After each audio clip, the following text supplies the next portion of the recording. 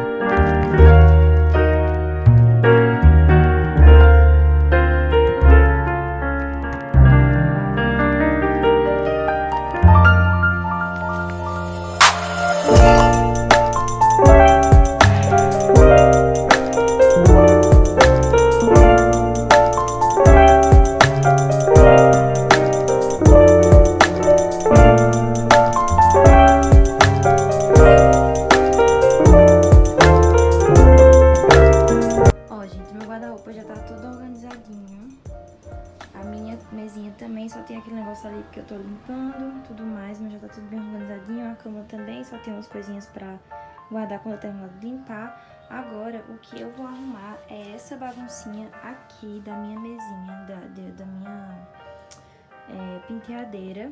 E, gente, vou mostrar pra vocês, eu já separei essa bolsa aqui pra doar.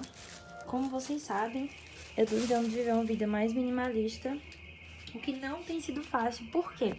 Porque eu sempre fui uma pessoa muito consumista. E tudo fácil, mas a gente tenta.